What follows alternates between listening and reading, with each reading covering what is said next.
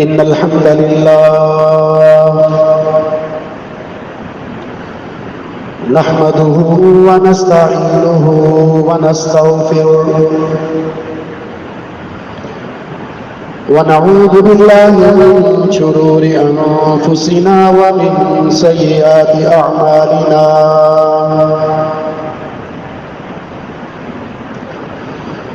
من يهده الله فلا مضل له ومن يضلله فلا هادي له وأشهد أن لا إله إلا الله وحده لا شريك له وأشهد أن محمدا عبده ورسوله أما بعد فإن خير الحديث كتاب الله وخير الهدي هدي محمد صلى الله عليه وسلم وشر الأمور محدثاتها وكل محدثة بدعة وكل بدعة ضلالة وكل ضلالة في النار. اللهم صل على محمد وعلى آل محمد كما صليت على إبراهيم وعلى آل إبراهيم إنك حميد مجيد. اللهم بارك على محمد وعلى آل محمد كما باركت على إبراهيم وعلى آل إبراهيم إنك حميد مجيد. قال الله تبارك وتعالى في كلامه المجيد: فأعوذ بالله السميع العليم من الشيطان الرجيم من همزه ونفخه ونفسه. يا أيها الذين آمنوا اتقوا الله حق تقاته ولا تموتن إلا وأنتم مسلمون. يا أيها الناس اتقوا ربكم الذي خلقكم من نفس واحدة وخلق منها زوجها وبث منهما رجالا كثيرا ونساء واتقوا الله الذي تساءلون به والأرحام إن الله كان عليكم رقيبا. يا أيها الذين آمنوا اتقوا الله وقولوا قولا سديدا يصلح لكم أعمالكم ويغفر لكم ذنوبكم ومن يطع الله ورسوله فقد فاز فوزا عظيما. رب اشرح لي صدري ويسر لي أمري واحلل عقدة من لساني يفقهوا قولي. اللهم انفعنا بما علمتنا وعلمنا ما ينفعنا وزدنا علما. وقال تعالى في مقام آخر: إنهم فتية آمنوا بربهم وزدناهم هدى. وقال النبي صلى الله عليه وسلم: سبعة يظلهم الله في ظله يوم لا ظل إلا ظله وفيه شاب نشأ في عبادة الله.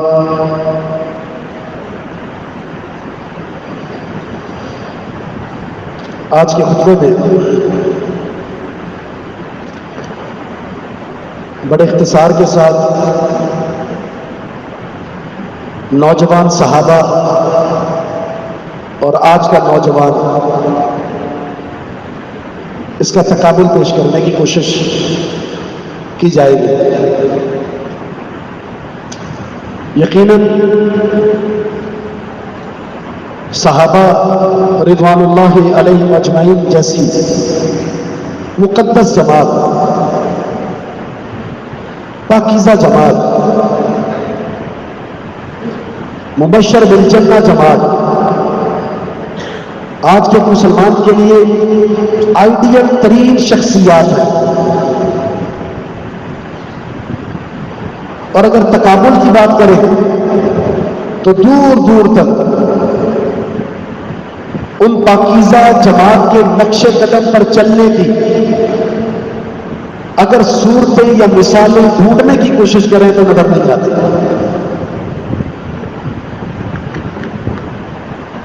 کامیابی وہی ہے. فَإِنْ آمَنُوا بِمِثْلِ مَا آمَنْتُمْ بِهِ فَقَدِ اهْتَدَوْا. ہدایت یافتہ ہونے کے لیے، کامران ہونے کے لیے، کامیاب ہونے کے لیے صورت یہی ہے کہ اس جماعت کے نقش قدم پر چلنا ہوگا. ناکامی کی بنیادی وجہ یہی ہے کہ ان کے نقش قدم پر چلا نہیں جا رہا. ایک طویل فہرست ہے نوجوان صحابہ کی.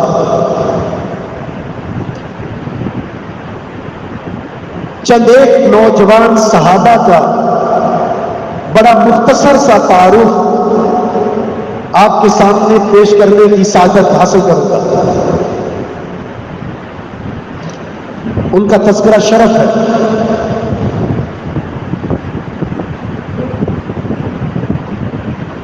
الاسادہ کے اندر جو صحابہ اکرام کی شخصیات کے تعارف پر لکھی جانے والی کتاب،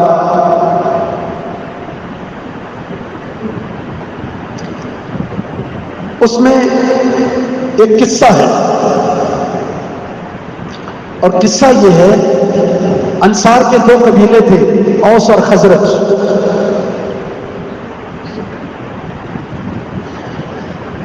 ان کے بزرگان ایک مجلس میں بیٹھے ہوئے ہیں اور ان کا موضوع بحث نوجوان اوس کے اور نوجوان خزرج کے. یہ بزرگ کہہ رہے ہیں ہم تذکرہ کرتے ہیں اپنے ان نوجوانوں کا جن پر ہمیں فخر ہے. ان نوجوانوں کی زندگی، ان کے کارنامے ہمارے قبیلے کے سر کو بلند کرنے والے ہیں. آج ان کا تذکرہ کرتے ہیں. ہوتا ہے نا ہر قوم کے اندر، ہر گرانے کے اندر، ہر قبیلے کے اندر، ہر سوسائٹی کے اندر کوئی ایسا شخص، کوئی ایسا نوجوان، کوئی ایسا بچہ جن کا تذکرہ محبت سے سارے ہی کرتے ہیں. ہماری قوم کا یہ نوجوان ہمارا ہیرو ہے. یہ ہماری قوم کا، ہمارے قبیلے کا، ہمارے خاندان کا ہیرو ہے. ہمیں اس بچے پر بڑا فخر ہے. اور جو ماں باپ ہوتے ہیں اپنے اس نوجوان بچے کے ذکر خیر پر وہ اللہ کا شکر ادا کرتے ہیں. تو آج یہ بزرگ شخصیات اپنے اپنے قبیلے میں موجود نوجوان جو اس قبیلے کے سر کو بلند کرنے کا سبب بنی ہوئی ہیں، آج ان کا ذکر خیر کرتے ہیں.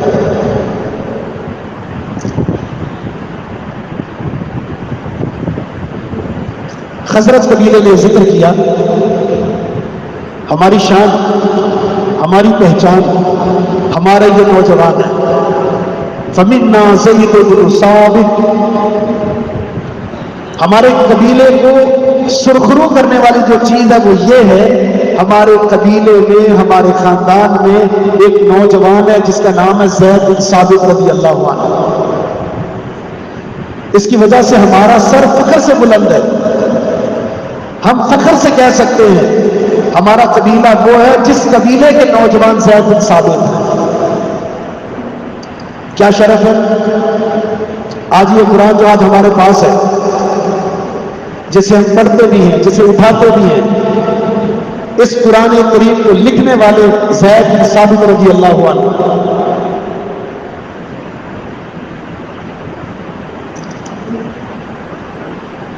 پیارے پیغمبر علیہ السلام نے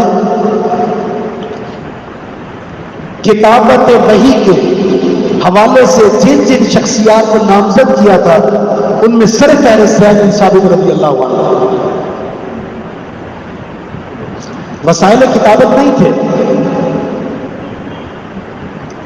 لیکن جہاں کھجور کے پتے نظر آتے، کوئی چوڑی ہڈی نظر آتی، کوئی پتھر نظر آتا، کوئی لکڑی نظر آتی، وہی اترتی، اللہ کے رسول لکھواتے، یہ لکھ لیا کرتے تھے.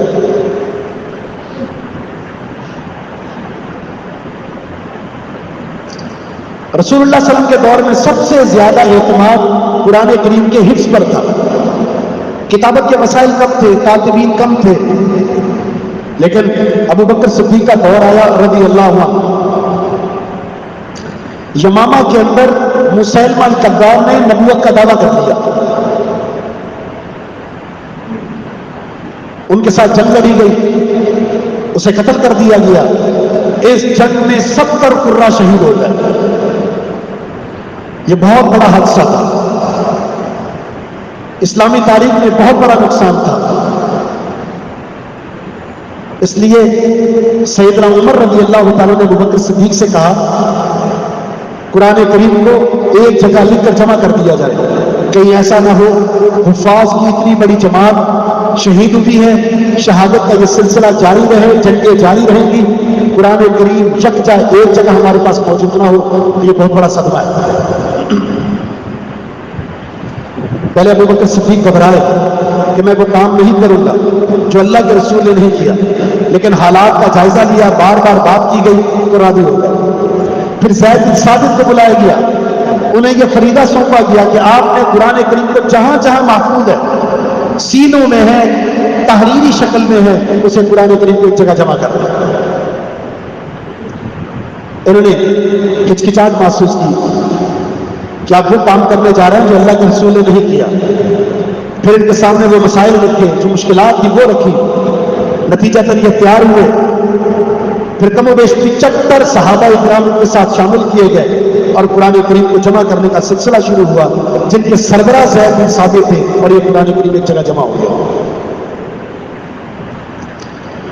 سیدنا عثمان کا دور آیا رضی اللہ عنہ. اب یہ ایک اور مسئلہ کھڑا ہو گیا. یہ جو قرآن کریم کا جمع کرنا تھا یہ مختلف لہجوں میں تھا، الگ الگ مصحف تھا، کسی میں کوئی لہجہ، کسی میں کوئی لہجہ. تو قرات میں اختلاف، صحابہ میں اختلاف کا سبب بننا شروع ہو گیا.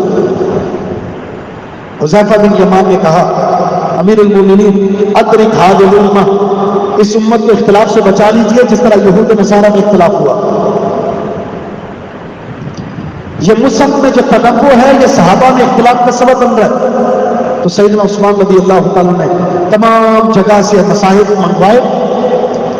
حفصہ بنت عمر کے پاس جو مصحف تھا، جو زید بن ثابت نے جمع کر کے ابو بکر کو دیا تھا، ابو بکر صدیق کے پاس وہ رہا. اس کے بعد سیدنا عمر کے پاس چلا گیا، سیدنا عمر کے بعد وہ حفصہ کے پاس تھا رضی اللہ عنہ. وہ مصحف منگوایا، سارے مسائل اکٹھے کیے گئے. سیدنا زید کی ذمہ داری دی اور 3 قریشی صحابہ ان کا انتخاب کیا اور فرمایا کہ انہیں ایک جگہ جمع کرو. جب اسی لہجے میں اختلاف ہو جائے تو قریشی لہجے میں اسے لکھنا ہے. ایک ہی لہجہ ہوگا، ایک ہی انداز ہوگا، اور وہ ہے قریشی، اور اس کی ذمہ داری تمہاری ہے. اس طرح مصحف عثمانی آج ہمارے پاس ہے، یہ جمع ہو گیا. مختلف تنوع والے جو جتنے مصحف تھے ان کو ختم کر دیا گیا. اس کے بعد اس کے نسخے بنا کر تقسیم کر دیے گئے. جب تک یہ قرآن کریم ہے اسے پڑھا جائے گا. یہ ابو بکر صدیق کی بھی حسنات ہیں، سیدنا عمر کی بھی حسنات ہیں، سیدنا عثمان رضی اللہ عنہ کی بھی حسنات ہیں، اور ان میں باقی حصہ زید بن ثابت رضی اللہ تعالیٰ عنہ کا ہے، جو خزرج قبیلے کے وہ نوجوان ہیں جس پر یہ قبیلہ آج بیٹھ کر فخر کر رہا ہے. ایسا کارنامہ کس کے حصے میں آیا؟ اسلام کا اصل ہے یہ قرآن، اور اس اصل کے تحفظ کو فراہم کرنے والا جس قبیلے کا سر فہرست نام آتا ہے وہ خزرج، اور اس کے نوجوان زید بن ثابت ہیں. اللہ کے رسول نے زید بن ثابت کا ایک اور تعارف کروایا، افرادہم زید بن ثابت. جتنے صحابہ ہیں ان صحابہ میں سب سے زیادہ علم وراثت کو جاننے والے اگر کوئی صحابی ہے تو زید بن ثابت رضی اللہ عنہ. وراثت کے علم کو آدھا علم کہا جاتا ہے، آدھا علم، کیونکہ اس کا تعلق انسان کی وفات سے شروع ہو جاتا ہے. تو انسان کی زندگی کے 2 ہی حصے ہیں، انسان کے 2 حصے ہیں، قبل الموت اور بعد الموت. اس وراثت کا تعلق بعد الموت ہے، اور وراثت کے جمی مسائل کو تمام حق پہنچانے والے زید بن ثابت رضی اللہ عنہ قابل فخر سرمایہ ہے خزرج کے زید بن ثابت رضی اللہ عنہ۔ پھر کہا ایک اور نوجوان کا تذکرہ کرتے ہیں، وَمِنَّا مُعَاذُ بْنُ جَبَلٍ رضی اللہ تعالیٰ عنہ۔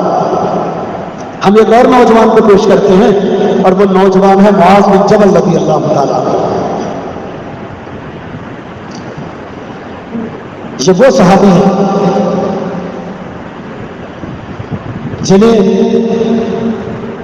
ایک اعزاز یہ ملا تھا، شروع اسلام میں نماز کا طریقہ یہ ہوتا تھا،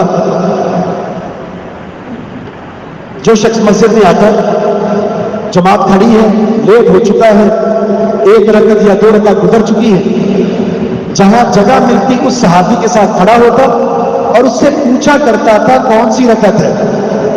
نماز میں کلام جائز تھا، مثلا وہ صحابی فرماتے ایک رکعت ہو چکی ہے، تو یہ صحابی پہلے اپنی وہ رکعت پڑھتے، اس کے بعد جماعت میں شامل ہو جاتے، کلام جائز تھا۔ ایک دن کیا ہوا، معاذ بن جبل مسجد میں داخل ہوئے اور پوچھنا بھول گئے اور جماعت میں شامل ہو گئے۔ نماز پڑھ لی، جو نماز بقیہ رہ گئی تھی وہ کھڑے ہو کر پڑھنے لگے۔ اس سے پہلے انداز یہ تھا کہ پہلے پڑھ کر جماعت میں شامل ہوتے تھے، اب انہوں نے کیا کیا، جو جماعت کا حصہ پایا وہ پڑھ لی، سلام کے بعد یہ کھڑے ہوئے اور اپنی بقیہ نماز پوری کی۔ آپ نے کیا فرمایا، قد سنھا معاذ بن جبل، اے میرے صحابہ آج کے بعد معاذ بن جبل نے تمہارے لیے نماز کا ایک طریقہ وہ مسنون بنا دیا، آج کے بعد اگر کسی کی نماز رہے گی تو وہ پہلے ادا نہیں کرے گا، وہ بعد میں ادا کرے گا، اور یہ قیامت تک کے لیے سلسلہ جاری ہے۔ جو کوئی شخص آتا ہے مسجد میں داخل ہوتا ہے، وہ بات نہیں کر سکتا، وہ کلام نہیں کر سکتا، خاموشی ہے، جماعت میں شامل ہو جائے گا، جتنی رکعت امام کے ساتھ پڑھے گا پڑھ لے، امام کے سلام پھیرنے کے بعد وہ کھڑا ہوگا اور اپنی بقیہ نماز پڑھے گا۔ یہ سنت جاری کیا معاذ بن جبل نے، جس کو ڈگری دے دی رسول اللہ صلی اللہ علیہ وسلم نے کہ آج کے بعد یہی نماز کا طریقہ ہے۔ یہ اجر کس کے حصے میں آیا، معاذ بن جبل رضی اللہ عنہ۔ شرف کیا ہے، بہت نامور عالم دین تھے، حلال اور حرام کے معاملات کو بڑی ہی زبردست طریقے سے جان اور پہچان رکھنے والے تھے۔ اس لیے اللہ کے رسول نے فرمایا کل قیامت کا دن ہوگا، اول الخلائق سے لے کر آخر تک سارے لوگ میدان محشر میں جمع ہوں گے، اور تمام علماء کی سرداری کرنے والے، ان کے پرچم کو اٹھانے والے جتنے بھی علماء ہوں گے، ان تمام علماء کی قیادت کرنے والے کون سے صحابی ہیں، معاذ بن جبل رضی اللہ تعالیٰ۔ ہر عالم سیدنا معاذ بن جبل کے پرچم تلے کھڑا ہوگا۔ یہ بہت بڑے شرف کی بات ہے۔ اپنے قبیلے بنی سلمہ کے یہ امام مقرر ہو گئے تھے اور انہیں نماز پڑھایا کرتے تھے۔ جب یہ دو شخصیات کا قصہ ذکر کیا خزرج نے، اب اوس کی باری ہے۔ یہ تمہارے نوجوان واقعتاً ہمارے بھی تاج ہیں، ہمیں بھی فخر ہے ان پر۔ زید بن ثابت، معاذ بن جبل، ہمارے قبیلے کے اندر بھی ایسے نوجوان ہیں جو ہمارے سر کا تاج ہے، جن پر ہمارے قبیلے کو فخر ہے، نہ صرف ہمیں تمہیں بھی فخر ہے۔ فَمِنَّا سَعْدُ بْنُ مُعَاذٍ رضی اللہ تعالیٰ عنہ، ان میں سے ایک سعد بن معاذ رضی اللہ عنہ نوجوان ہے۔ یہ وہ صحابی ہیں جن کے بارے میں پیارے پیغمبر علیہ السلام نے کیا فرمایا تھا، بنی قریظہ جب جنگ لڑی گئی، بنو قریظہ نے مسلمانوں کے ساتھ غداری کی، یہود کے جتنے قبائل تھے مدینہ میں رہنے والے، ہر قبیلے نے مسلمانوں کے ساتھ غداری کی اور یہود کی رگوں میں غداری ڈال دی گئی. اس لیے تو کہا گیا مسلمانوں وَلَن تَرْضَ عَنْكَ الْيَهُودُ وَلَا النَّصَارَىٰ حَتَّىٰ تَتَّبِعَ مِلَّتَهُمْ. یہود و نصارہ آپ سے راضی ہو ہی نہیں سکتے جب تک آپ یہودی نہ بن جائیں. جتنی مرضی دوستیاں کر لو، آپ تلوے چاٹ لو ان کے، جب تک یہودی نہیں بنو گے، تم سے راضی نہیں ہوگے، تمہیں نقصان پہنچائے گا. اور ایسا ہی ہوا جب کفار نے مسلمانوں کو مدینے میں چاروں طرف سے گھیر لیا. ایک طرف سے سرحد محفوظ تھی جہاں تک یہ بنو قریظہ تھا، مسلمانوں کا معاہدہ تھا، اور ان کا مسلمانوں کے ساتھ معاہدہ تھا ہم ایک دوسرے کے خلاف نہیں لڑیں گے اور مدد نہیں کریں گے. کفار نے ان کو پیغام بھیجا یہی راستہ ہے ہمارے پاس اور ہمیں آنے دیا جائے، اور انہیں لالچ میں آ کر غداری کر. اللہ کے رسول صلی اللہ علیہ وسلم نے جب آپ کو پتا چلا 300 کے قریب صحابہ اکرام کا لشکر بھیجا کہ یہ والا علاقہ بھی محفوظ کر لو، کہیں کفار یہاں سے ہمارے گھروں میں داخل ہو کر نقصان نہ پہنچائے. جنگ ختم ہوئی، مسلمان کامیابی کے ساتھ واپس لوٹے. اللہ کے رسول ابھی اپنا اسلحہ اتارنے والے تھے، فرشتے آ گئے، جبریل علیہ السلام آ گیا. اللہ کے رسول کیا ہو گیا؟ ابھی ہم اسلحے سے لیس ہیں، ابھی آپ نے یہودیوں کو سبق پڑھانا ہے جنہوں نے آپ کے ساتھ غداری کی. فرشتے کی جماعت تیار ہے، اپنے صحابہ کو لے اور ان کا محاصرہ کریں. اس جنگ خندق میں سعد بن معاذ کو تیر لگا تھا ہاتھ میں، رگ حیات میں وہ پھٹ گئی، خون بہنا شروع ہوا. قریب تھا کہ وہ شہید ہو جائے. اللہ سے دعا کی. کچھ مستجاب دعوات ہوتے ہیں، اے اللہ جب تک ان یہودیوں کا جنہوں نے غداری کی ہے، چونکہ یہ حلیف تھے اوس کے، بنو قریظہ نے مدینہ میں اوس کے ساتھ یہ معاہدہ کر رکھا تھا ہم ایک دوسرے کا تحفظ کریں گے، اور اوس کے سردار سعد بن معاذ تھے. اے اللہ جب تک ان بدبختوں کا، ان غداروں کا انجام نہ دیکھ لوں مجھے موت نہ دینا. خون وہی رک گیا. آج محاصرہ کر لیا، کئی دن تک محاصرہ رہا.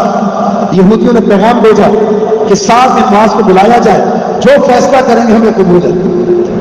ان کا خیمہ مسجد میں لگا ہوا تھا. سعد بن معاذ کو لایا گیا، بٹھایا گیا. فیصلے کی باری آئی. سعد بن معاذ نے فیصلہ کیا جتنے نوجوان یہودی ہیں سب کو قتل کر دیا جائے، بچوں کو، بزرگوں کو، خواتین کو قیدی بنا دیا جائے. 600 یا 700 نوجوان یہودی انہیں قتل کر کے خندق کھود اس میں پھینک دیا گیا. آپ نے کیا فرمایا تھا؟ سعد تم نے وہ فیصلہ کیا ہے جو رحمان نے عرش پر کیا تھا، تمہارا فیصلہ موافق ہو گیا ہے عرش پر رحمان کے فیصلے کا. بس یہ فیصلہ ہونا تھا. خون جاری ہوا اور وہ شہید ہو گئے. آج ایک عجیب معاملہ ہوا ان کی شہادت کے بعد، اور وہ معاملہ یہ تھا اللہ رب العزت نے آسمان کے دروازے کھول دیے، اور حدیث کے الفاظ ہیں ان کی شہادت پر اللہ کا عرش ہل گیا. اس سے پہلے کسی کی وفات پر شہادت عرش نہیں ہلا. یہ وہ عظیم صحابی ہیں جن کی شہادت پر رحمان کا عرش ہلا. دروازے کھول دیے، جو فرشتہ ان کے جنازے میں جانا چاہتا ہے جا سکتا ہے. صحابہ فرماتے ہیں ہم نے جنازہ اٹھایا اور جنازہ تو بہت ہلکا تھا. ہم نے کہا اللہ کے رسول یہ تو بڑے ہی جسیم صحابی تھے، آج چارپائی اٹھائی ہے، ان کا تخت اٹھایا ہے، لگتا ہی نہیں ہے یہاں پر کوئی ہے. تو فرمایا اے میرے صحابہ لقد حملہ 70,000 من الملائکہ، میرے اس صحابی کے جنازے میں 70,000 فرشتے آسمان سے اترے. جنازہ تو انہوں نے اٹھایا ہوا ہے، تمہیں کہاں سے محسوس ہوگا؟ یہ ہے وہ قابل فخر سرمایہ. کیا وجہ ہے آج ان کو یہ شان اور عظمت کیوں ملی؟ اس لیے کہ جب یہ مصعب بن عمیر کی دعوت پر مسلمان ہوئے تھے، مصعب بن عمیر کی دعوت پر مسلمان ہوئے تھے، کلمہ پڑھ لیا، مسلمان ہو گئے، اپنی قوم کے پاس گئے. نوجوان تھے اور قوم کے اندر بڑا ہی مقام تھا، عزت تھی، شرف تھا. اپنی قوم سے کہا اللہ کی قسم میرا تم سے کلام ختم، ہمارا کوئی تعلق نہیں ہے، آپ میرے لیے پرائے ہو گئے. وہ محبتیں، وہ دوستیاں، وہ تعلق ختم. اس لیے کہ میں اللہ رب العزت پر ایمان لا چکا، محمد الرسول اللہ صلی اللہ علیہ وسلم پر ایمان لا چکا، اور تم اللہ پر ایمان نہیں رکھتے۔ جب تک تم سارے کے سارے مسلمان نہیں ہو جاتے، کلمہ نہیں پڑھ لیتے، میرے لیے تمہارے لیے ہمارا جو تعلق ہے وہ منقطع ہو چکا، وہ محبتیں ختم، وہ دوستیاں ختم، وہ سرداری ختم۔ جب سیدنا معاذ نے ناراضگی کا اظہار کیا، سیدنا سعد بن معاذ نے قطع تعلقی کر لی، قوم نے سوچ و بچار کیا، اتنا ہیرو، اتنا زبردست نوجوان، اتنا خوبصورت اور شریف نفس نوجوان جب یہ اللہ پر ایمان لا چکا ہے اور ہم سے ناراض، اس کے بغیر تو نہیں رہ سکتے، سارے کے سارے مسلمان ہو جاتے ہیں۔ پورا قبیلہ ان کے اس اظہار پر مسلمان ہو کر دار اسلام میں داخل ہو جاتا ہے، اور پورے قبیلے کے مسلمان ان کے لیے صدقہ جاریہ بنتے ہیں۔ بتائیں، جو پورے قبیلے کے اسلام لانے کا سبب بنا ہو، اور پھر اللہ رب العزت اسلام کی دولت سے انہیں نواز دے اور ان کے بدولت پورا قبیلہ مسلمان ہو جائے، کہ اس صحابے کو شرف نہ ملے۔ پھر کیا فرمایا؟ اور کہتے ہیں ہمارے پاس ایک اور ہیرو بھی ہے۔ ہیرو تو بہت ہیں ہمارے نوجوانوں میں، ایک نوجوان اور بھی ہے، اور وہ نوجوان کون ہے؟ جن پر اسلام کو فخر ہے، جس پر اس قوم نے ناز کیا، وہ حنظلہ رضی اللہ تعالیٰ عنہ۔ جانتے ہیں یہ کون ہے؟ ان کی شادی ہوئی اپنی بیوی کے ساتھ ہے۔ پیارے پیغمبر علیہ السلام نے رات کے آخری حصے میں صحابہ کرام کو پیغام بھیج دیا، جنگ احد کے لیے نکلنا ہے، ندا ہو گئی، مدینہ کی گلیوں میں آواز ہے، حنظلہ کے کان میں آواز آئی، محمد الرسول اللہ صلی اللہ علیہ وسلم نے جہاد کا حکم دے دیا، غسل کرنا بھول گئے، لباس پہنا اور نکل گئے میدان جہاد۔ لڑائی ہوتی ہے، شہید ہو جاتے ہیں، 70 صحابہ شہید ہوئے، ان میں سے حنظلہ رضی اللہ تعالیٰ عنہ۔ آپ نے ایک عجیب منظر دیکھا، منظر یہ تھا کہ زمین اور آسمان کے بیچ میں چاندی کے برتن میں فرشتے حنظلہ رضی اللہ تعالیٰ کو غسل دے رہے، زمین اور آسمان کے بیچ میں ان کی لاش کو اٹھایا ہوا ہے، چاندی کے برتن میں پانی اور غسل دے رہے۔ آپ حیران تھے یہ ماجرا کیا ہوا؟ صحابہ سے آپ نے کہا ذرا معلومات تو لو ان کے گھر والوں سے، کیا معاملہ ہے؟ اسی اسنا نبی علیہ السلام سے کہا گیا حنظلہ کی وائف آئی ہوئی ہے، آپ سے بات کرنا چاہتی ہے۔ آپ نے فرمایا بلایا جائے۔ کہ اللہ کے رسول بات یہ ہے، انہو خرج جنوبا، جب یہ میدان جہاد کی ندا سن کر نکلے تھے، ان پر غسل فرض ہو چکا تھا، یہ جنبی تھے۔ آپ نے فرمایا سبحان اللہ، مسئلہ ہی حل ہو گیا۔ آج فرشتے میں اٹھا کر اس لیے لے گئے کہ اللہ کے رسول کا حکم سننے کے بعد ذرا برابر بھی تاخیر نہ کی، فوراً نکل گئے میدان جہاد میں۔ غسل فرض تھا، شہید پر غسل نہیں ہوتا، لیکن اللہ رب العزت نے وہ معاملہ چکا ہو چکا تھا، انہیں غسل دینے کے لیے اپنی پاکیزہ جماعت فرشتوں کا انتخاب فرمایا۔ اس لیے ان کا لقب کیا؟ غسیل الملائکہ۔ یہ وہ صحابی ہے جنہیں غسل دینے والے اللہ کے فرشتے تھے۔ یہ وہ ہیروز ہیں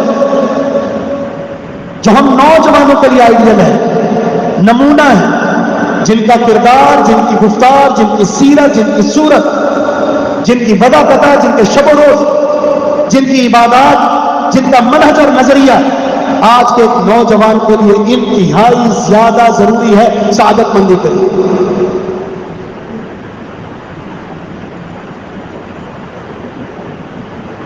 اگر ذکر خیر کا یہ سلسلہ جاری رہے تو بڑی مثالیں ہیں اس میں۔ اختصار کے ساتھ دو باتیں آپ ذکر کرتا ہوں۔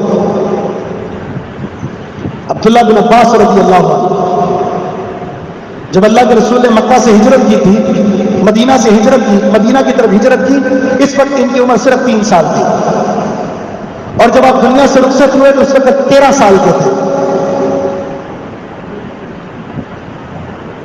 نوجوانی کی عمر میں چڑھتے ہوئے یہ صحابی ایک رات اپنی خالہ میمونہ رضی اللہ تعالی عنہا کے گھر ہے۔ اللہ کے رسول ان کے خالو بھی لگتے تھے، کزن بھی لگتے تھے۔ ابن عباس سے پوچھا کیسے آنا ہوا؟ آج آپ کے گھر میں مہمان بنا ہوں، اور اپنی خالہ سے یہ کہا تھا دن بھر کی عبادات تو میں نے دیکھ لیا رسول اللہ صلی اللہ علیہ وسلم کی، میں چاہتا ہوں اللہ کے رسول کی رات کی عبادت پوری چیک کروں. یہ شوق ہے. ابھی جوانی کی عمر کو چل رہے ہیں, جوان نہیں ہے, لیکن شوق دیکھیں, اتنا شوق تھا کہ اللہ کے رسول نے قرآن سے محبت اور شوق کی وجہ سے دعا کی تھی, اللہم علمہ الکتاب, اے پروردگار اسے کتاب اللہ کی تعلیم دے دے, اے اللہ اسے حکمت سے مالا مال فرما دے. اور آج اگر کسی صحابی کو مفسر قرآن کے طور پر امام مانا جاتا ہے, ان میں سے عبداللہ بن عباس رضی اللہ تعالیٰ مفسر قرآن صحابی. اللہ کے رسول رات کو جب عبادت کے لیے کھڑے ہوتے ہیں تو میمونہ رضی اللہ تعالیٰ عنہا اس بچے کو اٹھاتی ہیں, اٹھیں وقت ہو چکا ہے. اللہ کے رسول کی تہجد کی نماز کو دیکھنے کا, وضو کرتا ہوا دیکھتے ہیں, پھر یہ اس طرح وضو کرتے ہیں. اللہ کے رسول جب قیام اللیل کے لیے کھڑے ہوئے تو یہ بھی جا کر کھڑے ہوتے. آپ کا قیام لمبا ہوتا تھا, لمبا قیام ہوتا تھا, لیکن اس قیام میں کھڑے رہے. اگر نیند آتی تھی تو رسول اللہ صلی اللہ علیہ وسلم کبھی کان کو مسلتے پیار محبت سے, کبھی سر پر ہاتھ پھیرتے تاکہ اس کی نیند ظاہر ہو جائے. لیکن جذبہ کیا ہے؟ اللہ کے رسول کی رات کی نماز کو دیکھا. جنگ بدر میں عبد الرحمن بن عوف کہتے ہیں جنگ جاری ہے, میں ایک طرف کھڑا ہوا تھا, میں نے دیکھا میرے دائیں اور بائیں دو نوجوان معاذ اور معوذ. ان میں سے ایک نے مجھے ہلایا اور کہا چچا جان ابو جہل کو دیکھا ہے؟ میں نے کہا ہاں خیریت. کہا مجھے پتا چلا ہے یہ بدبخت محمد الرسول اللہ صلی اللہ علیہ وسلم کی گستاخی کرتا ہے, اور میری ماں نے حکم دیا جب تک کہ گستاخ رسول کو ٹھکانے نہ لگاؤ گھر مت آنا. بات ختم ہوئی تھی. ادھر سے دوسری طرف ایک اور نوجوان بچے نے مجھے چوٹی کاٹی اور کہا ابو جہل کو دیکھا ہے؟ میں نے کہا کیوں؟ کہا پتا چلا یہ اللہ کے رسول کو گالیاں دیتا ہے, اور ہمیں حکم ملا ہے جب تک اسے ختم نہ کر دیں اسے چھوڑنا نہیں. عبد الرحمن بن عوف کہتے ہیں میں نے دل میں خواہش کی کاش آج میرے دائیں بائیں تو جنگجو ہوتے, اور آج میدان جہاد میں لڑتا بڑی جرت کے ساتھ کہ میرے ساتھ دو جنگجو ہیں, لیکن دونوں طرف بچے ہیں. اسی دوران جنگ کے اندر ابو جہل گھومتا ہوا مجھے نظر آیا. میں نے کہا جاؤ تمہارا دشمن سامنے نظر آ رہا ہے. یہ دونوں لپک پڑتے ہیں, دوڑتے ہوئے جاتے ہیں, اور دونوں نے وار کیا اور ابو جہل کو تمام کر دیا. عبداللہ بن مسعود بھی تلوار لے کر اس میدان میں چل رہے ہیں, اور ان کی نظر بھی ابو جہل پر پڑی, اور دیکھا بھی سانس کچھ باقی ہے, اپنی تلوار سے جو بقیہ حصہ تھا وہ بھی تمام کر دیتا. اپنی خون سے لطفت تلواریں لے کر محمد الرسول اللہ صلی اللہ علیہ وسلم کے پاس آتے ہیں. اللہ کے رسول خوش ہو جائیے, آپ کے دشمن کو ختم کر دیا ہے. واس کہتے ہیں اللہ کے رسول میں نے مارا, موقف کہتے ہیں اللہ کے رسول میں نے مارا. آپ نے دونوں کی تلواروں کو دیکھا اور فرمایا تم دونوں نے مارا ہے. عبداللہ بن عمر رضی اللہ تعالیٰ اللہ کے رسول صلی اللہ علیہ وسلم کے وہ عظیم صحابی ہیں. آج عجیب بات ہے کہ رسول اللہ صلی اللہ علیہ وسلم کی عدالت میں ان کی ایک شکایت پہنچی.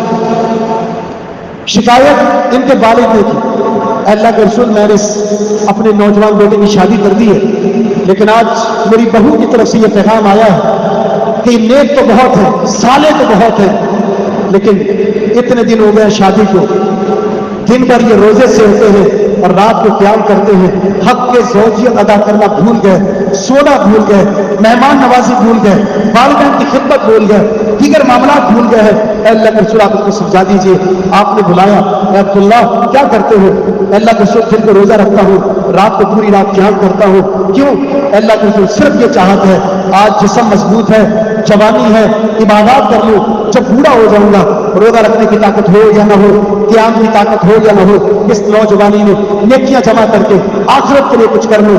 تو رسول اللہ صلی اللہ علیہ وسلم نے فرمایا عبداللہ یہ بات ذہن میں رکھ لو, جس نے نفلی روزے بغیر نادے کے رکھے, مسلسل رکھے, اس کا ایک روزہ بھی اللہ تعالیٰ قبول نہیں. لہذا افضل طریقہ یہ ہے کہ تم ایام 20 کے روزہ رکھا کرو, 13, 14, 15 یا مہینے میں 3 روزے رکھو, پیر جمعرات یا پیر جمعرات یا جمعرات اور پیر 3 روزے رکھو گے, پورے مہینے کا اجر ملے گا. انہوں نے کہا اللہ کے رسول بڑی طاقت ہے, بڑی طاقت ہے, بڑی طاقت ہے. اصرار کرتے رہے, آخری اجازت جو ملی, 1 روزہ رکھو گے 1 چھوڑو گے. فرمایا یہ داؤد علیہ السلام کا روزہ ہے اور افضل روزہ ہے, اور پوری رات قرآن پڑھتے ہیں. اللہ کے رسول نے فرمایا پورا قرآن اگر مکمل کرنا ہے تو 1 مہینے میں کرو. اللہ کے رسول بڑی طاقت ہے، بڑی طاقت ہے، بڑی طاقت ہے. تو آپ نے بالآخر اجازت دی 3 دن میں قرآن مکمل کر سکتے ہو، اس سے کم میں نہیں. کیونکہ جو 3 دن سے کم میں قرآن مکمل کرتا ہے وہ قرآن کو سمجھ نہیں سکتا. بڑھاپے میں جا کر کیا کہتے ہیں، کاش اللہ کے رسول نے یہ جو کہا تھا نا، رات کا 1 حصہ عبادت کرو، 2 حصے سو جایا کرو، ایام 20 کے روزے رکھ لیا کرو، 3 پورے مہینے کا اجر مل جائے گا. آج بڑھاپے میں جو عبادت میں نے اپنے اوپر لاگو کی تھی آج وہ ادا کرنا میرے لیے مشکل ہو گیا. پھر آپ نے فرمایا اللہ دیکھو، تمہاری بیوی کا تم پر حق ہے، تمہارے مہمانوں کا حق ہے، تمہارے رشتے داروں کا حق ہے، ماں باپ کا حق ہے، تمہارے جسم کا حق ہے. ہر حق والے کو اس کا حق دینا ضروری ہے. اللہ کی بندگی سے اگر کسی کے حقوق متاثر ہو رہے ہیں تو یہ بندگی اللہ کو پسند ہے. اللہ کی بندگی سے بھی اگر کسی کے حقوق متاثر ہو رہے ہیں تو جائز ہے، واجبی ہے. اللہ رب العزت کو عبادت کی پسند ہے. یہ ہے وہ نوجوان صحابہ جن میں تمام درجے کا شوق عبادت تھا. اے نوجوانوں کی جماعت، اللہ نے آج جوانی دی ہے.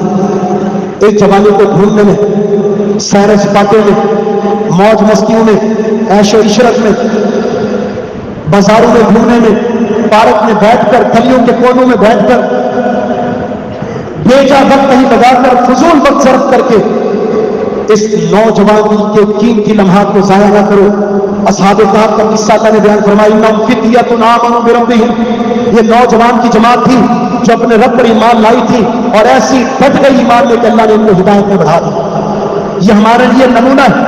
کل قیامت کا دن ہوگا، 7 قسم کے خوش نصیب لوگ جو اللہ رب العزت کے VIP مہمان ہوں گے، جنہیں بہترین پروٹوکول ملے گا.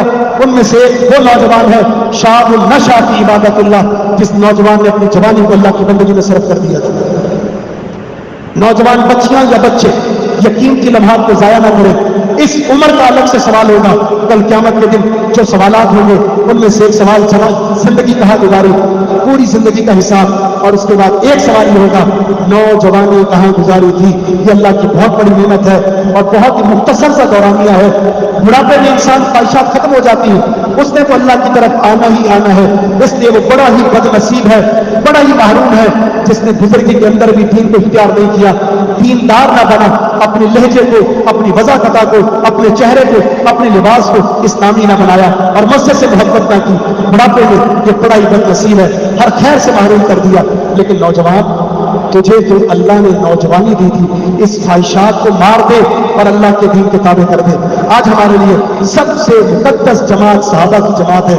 حضرات گرامی، افسوس کا مقام یہ ہے کہ آج پرفتن دور ہے. دین کے تعلق سے ایک فتنہ یہ بھی ہے، صحابہ کرام رضوان اللہ علیہم اجمعین کی شخصیات کے تعلق سے بڑی عجیب قسم کی زبان برادری کی جاتی ہے. اگر ہم صحابہ کی سیرت کو پڑھیں، کردار کو پڑھیں، گفتار کو پڑھیں، منہج کو پڑھیں، عقیدے کو پڑھیں، محبت کو پڑھیں، اطاعت کو پڑھیں، سیرت اور صورت اور کردار ہر چیز کو پڑھیں تو یقین جانیں ان کی شہادت قرآن میں ملتی ہے. آج اگر کوئی شخص صحابی کے بارے میں زبان درازی کرتا ہے، اس سے بڑھ کر ملحد کوئی نہیں ہو سکتا، زندگی کوئی نہیں ہو سکتا، مرتد کوئی نہیں ہو سکتا، غیر اسلامی سوچ رکھنے والا کوئی نہیں ہو سکتا. اس لیے کہ میرے اور آپ کے مسلمان ہونے کا جو معیار اللہ نے بیان فرمایا ہے وہ صحابہ کا ایمان ہے. صحابہ کے بارے میں کچھ پیدا کر دیا، عداوت پیدا کر دی، آپ کا اسلام مشکوک ہو گیا. لہذا اس پرفتن دور میں ایسا کتنا پرور قوم، جماعت، قبیلہ، علاقہ اور شخصیات اور اسکالر، ان کو جوتے کی نوک پر رکھ کر صحابہ سے محبت کا اظہار کیجیے اور ان کے ایمان کو اپنا ایمان سمجھیے اور ان سے محبت کو ایمان کا جزو لازم سمجھیے.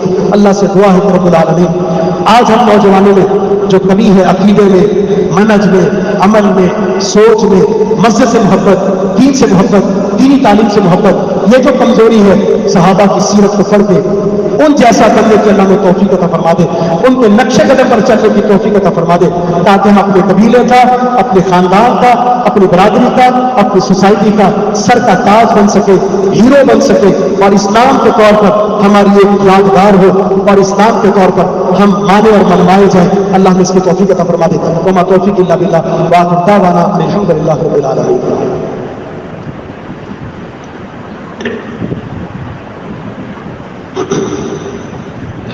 إن الحمد لله نحمده ونستعينه ونستغفره ونعوذ بالله من شرور أنفسنا ومن سيئات أعمالنا من يهده الله فلا مضل له ومن يضلل فلا هادي له وأشهد أن لا إله إلا الله